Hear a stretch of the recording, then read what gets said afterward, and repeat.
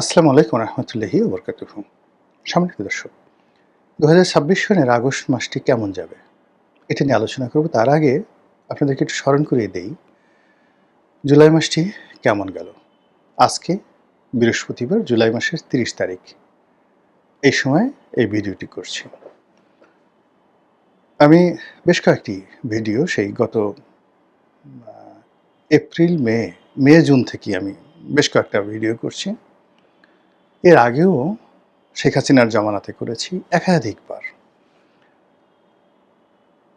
ইউনূস সাহেবের জমানাতে করেছি, তারেক রহমান সাহেবের জমানাতেও কয়েকটি ভিডিও করেছি, যার শিরোনাম ছিল কখন পালাবেন, কিভাবে পালাবেন, কোথায় পালাবেন, এই শিরোনাম দিয়ে।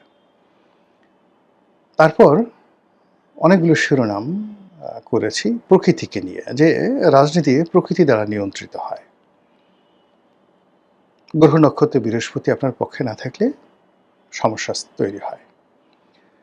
অনেকগুলো ভিডিও করেছি, যে ভিডিওগুলোর মধ্যে আমি সবসময় বলার চেষ্টা করেছি আমাদের দেশের কোন কোন মাসে কী কী রাজনৈতিক বিবর্তন ঘটে এবং কী কী পরিণতি ডেকে নিয়ে আসে বাঙালির জীবন। এই কথাগুলো আমি বলেছি।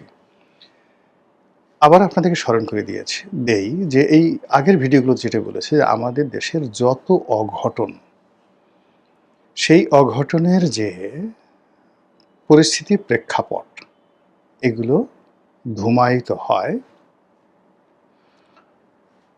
জুলাই মাসে। নমুনা তৈরি হয় চারিদিকে, দানা বেঁধে ওঠে, ঢেউ পড়ে চারিদিকে। আপনি বুঝতে পারবেন জোয়ার আসছে বা ভাটা চলছে। আপনি বুঝতে পারবেন যে সামনে জুলাই মাস দেখে আপনি বুঝতে পারবেন কালবৈশাখী নাকি সাইক্লোন নাকি সুনামি কি আঘাত হানবে। আর এই যে জুলাই মাসে যা কিছু সিমটম হয়, এটা বেসিক্যালি ঘটে যায় আগস্ট মাসে। আর আগস্ট মাসে যে ঘটনাটা ঘটে যায়, ঘটার পর ওঠার একটা ফল, আপনি ঘটনাগুলো পরীক্ষা দিলেন, পরীক্ষার ফলটা, এই ফলটা প্রকাশিত হয় সেপ্টেম্বর মাসে। এজন্য আমি আমার মতো করে আমি বলার চেষ্টা করছি, জুলাই, আগস্ট এবং সেপ্টেম্বর এই ৩টি মাস প্রতি বছরই আমাদের রাজনীতির জন্য, অর্থনীতি না, অন্য কোনো কিছু না, আমাদের রাজনীতির জন্য একটি ট্রায়াঙ্গেল, ত্রিভুজ, একটি বারমুদা ট্রায়াঙ্গেলের মতো, একটি ব্ল্যাক হোল। এবং এটা আমি ৭১ সন থেকে যদি আপনি প্রতি বছর ৭১, ৭২, ৭৩ এইভাবে প্রতি বছর এই ৩টি মাসকে আপনি মূল্যায়ন করেন, আপনি দেখতে পাবেন যে এখানে কী বিবর্তনগুলো ঘটে গেছে। এখন সেই দিক থেকে ধরেন এই জুলাই মাসে আমরা কি দেখলাম, যেটা ২০২৪-এর জুলাইতে ছিল না, ২০২৫-এর জুলাইতে ছিল না। এই জুলাইতে আমি দেখলাম, বা আমরা দেখলাম, এনসিপির সঙ্গে যাকে বলা হয় সাধারণ মানুষের একটা বিরাট দূরত্ব তৈরি হয়ে গেছে, যেটা গত বছর ছিল না, গত বছর শুরু হয়েছিল। এই সময়টিতে আমরা দেখলাম যে এনসিপির যে সকল নেতৃবৃন্দ রাষ্ট্রীয় প্রোটোকল পেত, পুলিশের কাছ থেকে, মিলিটারি থেকে, সরকার থেকে, এটা এবছর শূন্য হয়ে গেছে। এবছর আমরা নতুন করে দেখলাম যে এই ১৭ বছরের মধ্যে প্রথম ছাত্রদল, যুবদল, বিএনপির যারা লোকজন, তারা মারমুখী হয়ে গেছে, লড়াকু হয়ে গেছে, এবং বাটাম দেওয়া যাকে বলা হয়। এটা আমি আরও বেশ কয়েক মাস আগে থেকে বলে আসছি যে বিএনপি এভাবে চুপ থাকবে না,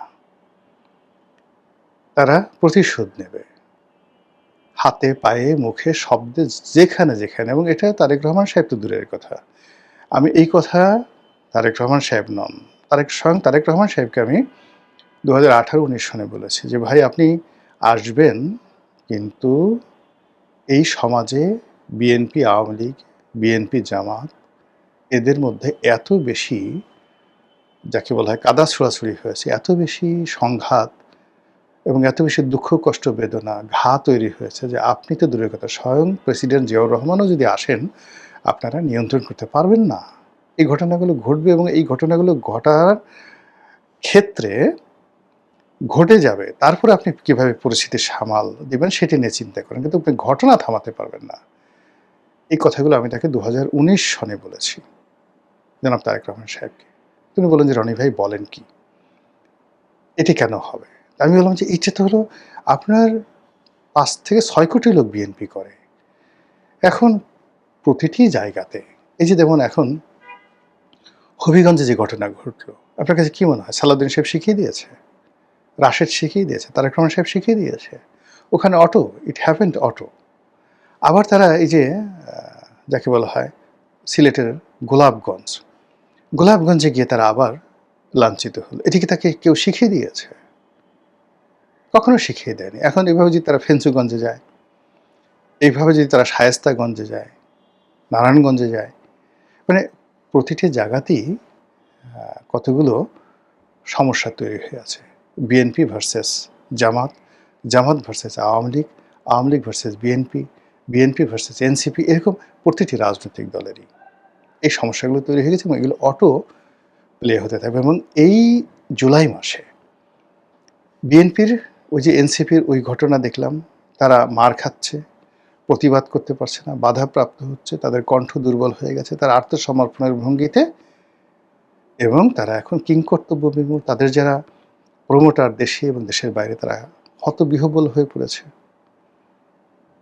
আর দ্বিতীয়ত যারা তাদেরকে মারছে তারা এখন ভীষণ রকম মানে আহ্লাদিত, তাদের হাত নিষ্পিস করছে, তারা আরও মারতে চায়, তারা মজা পেয়ে গেছে, ভীষণ রকম মজা পেয়ে গেছে।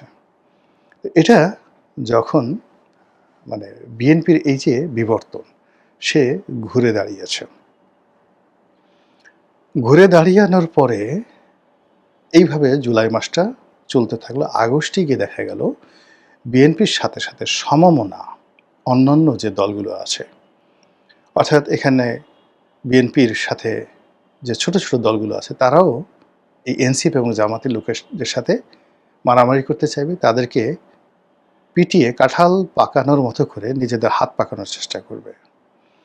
এবং এটা যখন একেবারে চূড়ান্ত পর্যায়ে পৌঁছে যাবে, তখন দেখবেন জাতীয় পার্টি, আওয়ামী লীগ, জাসদ, তারপর শেষে অন্যান্য যে সকল বামপন্থী দল রয়েছে, ইসলামিক যে সকল দল রয়েছে, আওয়ামীপন্থী ইসলামিক গ্রুপগুলো আছে, তারা হই হই রই রই করে এই শ্রেণীর শত্রু মানে বিএনপি যাদেরকে আক্রমণ করছে তাদের উপর তারা আক্রমণ করবে। ফলে কি হলো, প্রথম আক্রমণ যেমন বিএনপি কন্টিনিউয়াসলি করে যাচ্ছে, প্রথমে এরকম অসংখ্য আক্রমণ হবে, বিএনপি বুঝতেই পারবে না আক্রমণ কারা করছে, তারা মনে করবে হয়তো বিএনপি লোকই করেছে, কিন্তু পরে দেখা গেল আওয়ামী লীগের লোক এই কাজগুলো করেছে। করতে করতে পুরো দেখা গেল মাঠ ছাপা হয়ে যাচ্ছে। এবং এই কাজগুলো আগস্ট মাসে পুরোটা সময় ধরে এই ধরনের ঘটনা ঘটবে, অর্থাৎ এক পক্ষ মানে শক্তিশালী পক্ষ দুর্বলকে পিটাবে, আর সেই দুর্বল যখন একেবারে দুর্বল হয়ে পড়বে, তখন বিতাড়িত পক্ষ, লুকিয়ে থাকা পক্ষ, গুপ্ত পক্ষ, তারা সামনে এসে তাদেরকে মাঠ ছাড়া করবে। এখানে আপনি গিয়ে দেখুন এবি পার্টির কয়েকজন নেতা, জামাতের কয়েকজন নেতা, তারা ইতিমধ্যে অনেকগুলো আশঙ্কা প্রকাশ করেছেন যে আওয়ামী লীগের বিভিন্ন সাইট থেকে তাদেরকে তাদের ছবি আর্ট করে তাদেরকে যেভাবে হিট লিস্টে রাখা হচ্ছে, যেভাবে হুমকি দেওয়া হচ্ছে। আবার বিএনপি নেতাকর্মীরা তো এই সমস্ত সাইট থেকে না, তারা ডাইরেক্ট বলছে যে টেংরি ভেঙে দেবো, টাক ফাটিয়ে দেবো।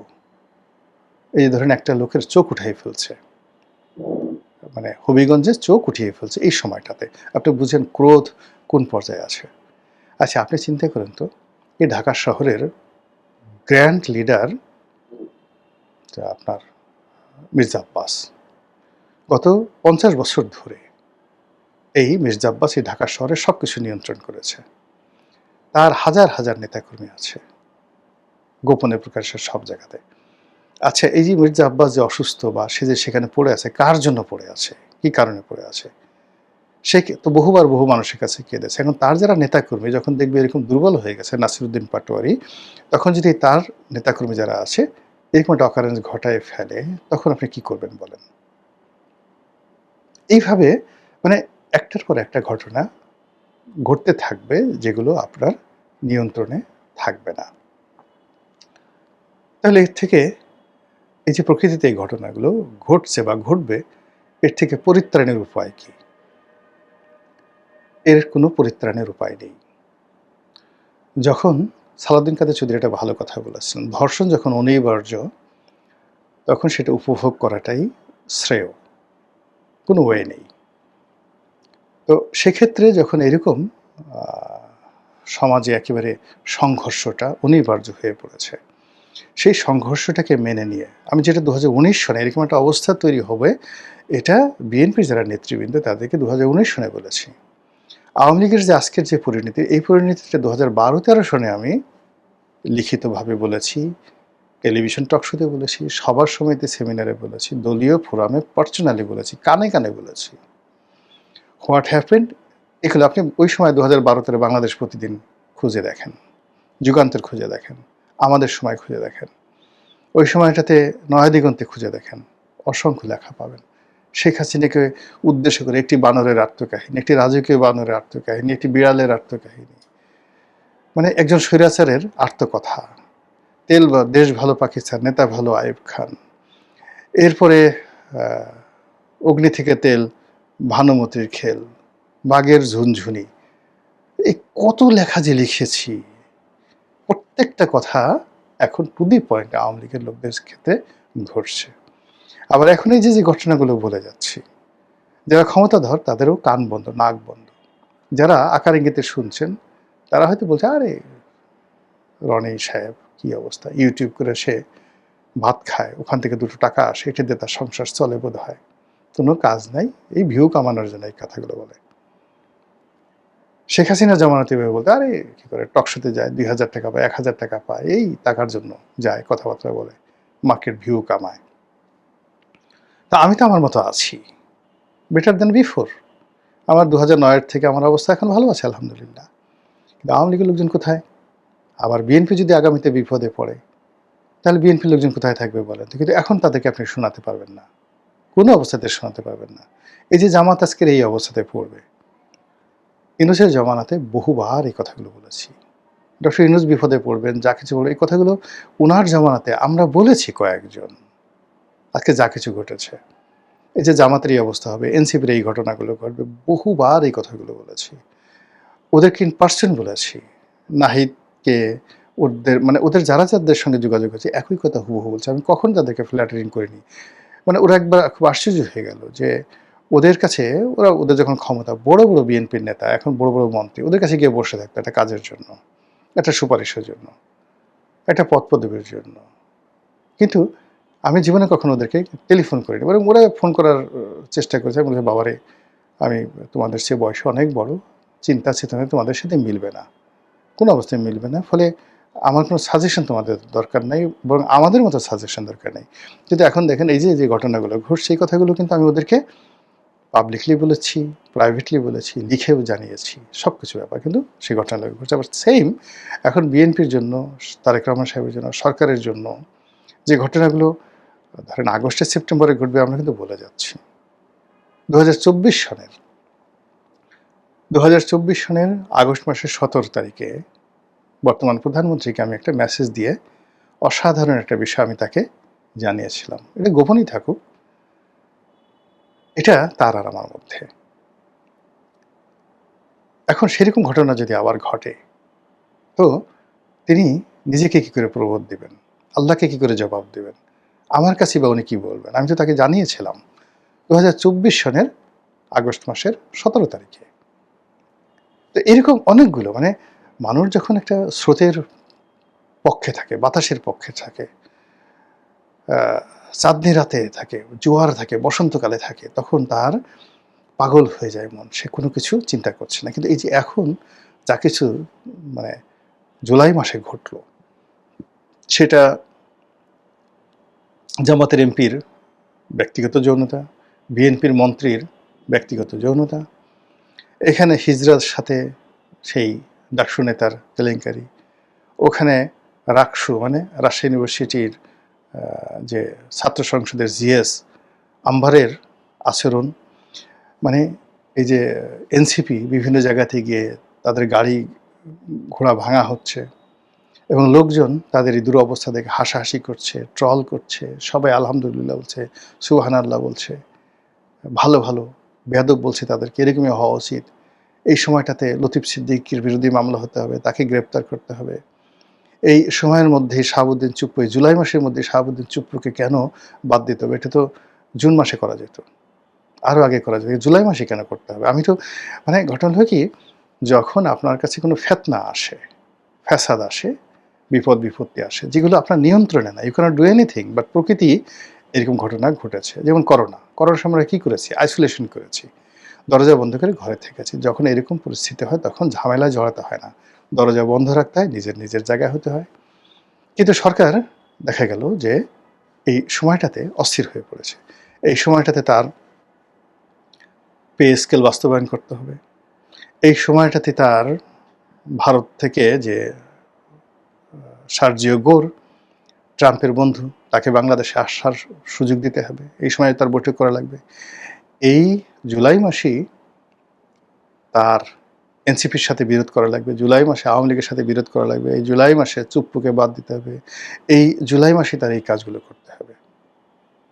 মানে যেহেতু প্রকৃতি বিরূপ, বর্ষাকালে মানুষ এমনিতে ঘর থেকে বের হয় না, আপনি বের হলে ভিজবেনই। কে আপনাকে ছাতি নিয়ে আবার আপনি বিনা কারণে আপনি ঘর বের হয়েছেন কেন? তো এই জুলাই মাসে যে ঘটনাগুলো ঘটছে, প্রত্যেকটা ক্ষেত্রে সচিবালয়ে যা কিছু ঘটছে, ক্যান্টনমেন্টে ঘটেছে, বিচারালয়ে ঘটেছে, প্রত্যেকটা জিনিসেরই ফলাফল হবে আগস্ট মাস। মানে আউটপুটটা আসবে, যাকে বলা হয় দৃশ্যমান, ফুলে ফুলে শোভিত হবে আগস্ট মাসে। আর আগস্ট মাসে সেইগুলো সেপ্টেম্বর হবে।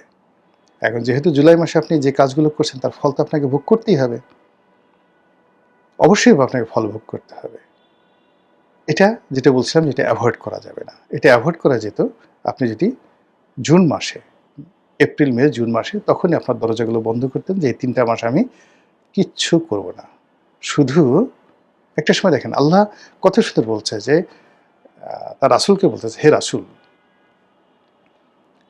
আপনার উপর আমার যে দিন, এটা আমি পূর্ণতা দিয়েছি।